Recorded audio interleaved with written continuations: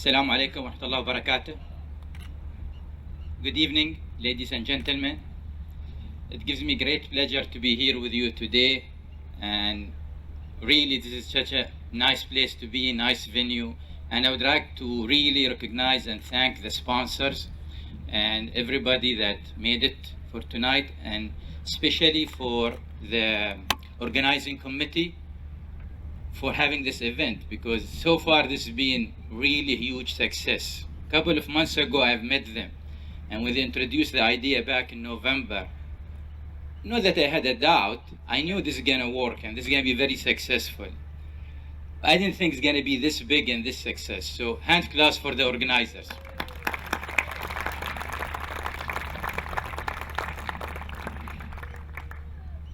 It's such an important event because tonight we're recognizing the players, the sport, the parents, the school. We're recognizing everybody for all their hard work. And everybody is already winner by being here today. I don't have a formal speech, but I would like to share with you some of the thoughts with my sporting careers. And I would like first to share something maybe most of you don't know in this gathering. In 2009, some of us know there's something that's called economic crisis. We knew that, right? So we've gone through it. At the time of the economic crisis, I found myself with a whole lot of time, free time at hand. Things were slowing down. And I took a stock and looked, this is gonna be a whole lot of free time for a whole lot of few years to come. What would I do? I have the habit every couple of years to pick up a new sport. Makes me actually, it gets you younger, makes you feel younger when you pick something new because you go through the whole learning process. So in 2009, knowing that I have a whole lot of time in my hand, I decided to pick up a sport that it does require a lot of time, not to learn, but actually to play. That was golf. And my first ever golf shot was here. But 120 yards behind you, there was the driving range. And this place was home for me. Was home for me for a couple of years. And sometimes, couple of times a day. I would come here early morning, especially in the summertime. 6 o'clock, the sun is already up. Shower, get to the office. And on the way back, I need to perfect my swing, so I come back again. So this place feels like home to me.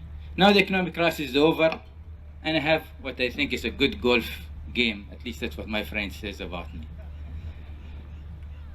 Sport done many good things to my life, and I will be honest to say that where I am right now would have not been without sport and the help of others around me.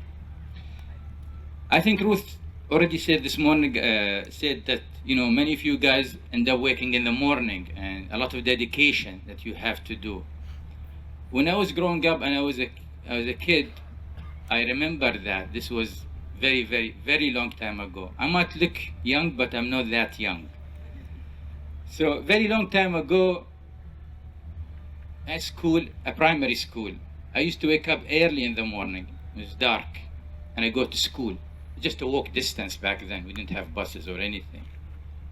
And I walk, and my parents were so happy with me because I just go so early, thinking that I will be studying for my exams or preparing for the homework. But I never told them why, so I let them believe what they wanted to believe. And what I was doing there is actually getting to the school so early in the morning so I can actually practice football before the game of football, where we used to play before the first period of the classroom. Now, how that is possible? We had to adapt to the environment we have. And back then, there was, in our old school's design, the government school's design, we have small courtyards as big as this stage, probably. Maybe just one time larger. And we have a lot of these benches where you sit down. I think most of you have seen them. You see such a thing.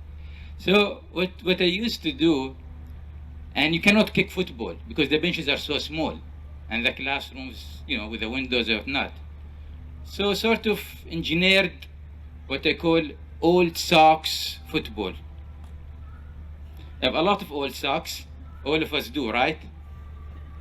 So instead of throwing them up, put the socks together, pile them up, and you have a perfectly, I mean, not perfectly shaped, but a good rounded football. Kick that around for a couple of minutes till the friends comes, and have a proper football game with that. Anyway, I got some bruises, couple of broken toes here and there, but it did really make me go to school so early and enjoy the experience. And as I get older, I get more involved not only with the play of football, but also with organizing of football, but in a different way. My father used to work in a place called the British Bank of Middle East. I don't know if you recognize that name here, but today it's called HSBC. Back in the late 70s, they had a branch in Bar Dubai. And every couple of months or so, actually, I will take time with my brothers and go to see him at the bank. And he was extremely happy because I come to see him at work and see what he does. But that was not the reason why I go to the bank, actually. I never liked my parents, but I never told them why I do the things I do. So the reason why I used to go to see him in the bank, because where that bank is, there was a lot of retails. And where my home is, there's not a whole lot of retails. It's a bit far away. We don't have a lot of grocery stores or whatnot. Just a small shop around the corner. But next to the bank, there's a lot of retails. And they used to sell a lot of candies and good stuff, we kids like to eat. And we don't find it around our homes. So what I would do every couple of months, whatever I've saved, and normally in a very good saving, I would probably get up to 10 dirhams. Couple of months of saving. I would go there and buy a whole lot of candies that you will not find in the neighborhood.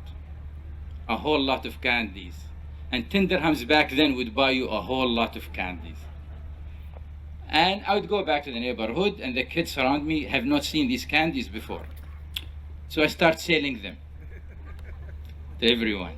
And I put a good markup to them. I mean, sometimes I make 100% margin on those cookies and those candies. So I started like a business, selling candies. And what I would do at the end, and if it's successful, I probably make anywhere between 15 to 20 dirhams worth of selling.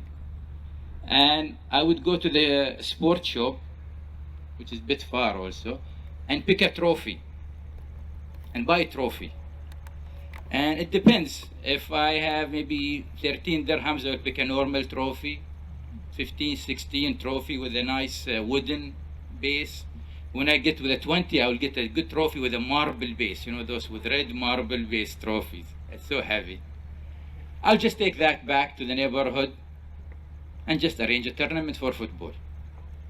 And all the kids comes around, and we have the qualifying, and we have the whole probably 10 days worth of football. I did not know how to do business. I did not know how to market or mark up or do all these skills. But I learned to do them. And I didn't learn to do them to make money. I learned to do them because I really wanted to put a sporting events. Because it's not only good for me to play with the old socks, but also, after school, what would we do? What will get the kids to play in the middle of the heat was the trophy that they all came for. During my life, I've done a lot in the sport. I worked a lot, and I think there is just the fact that it changed your life. And it sounds as a cliche, but it is a way of life. What we eat depends on what we're gonna play, and how we rest depends on what we're gonna play.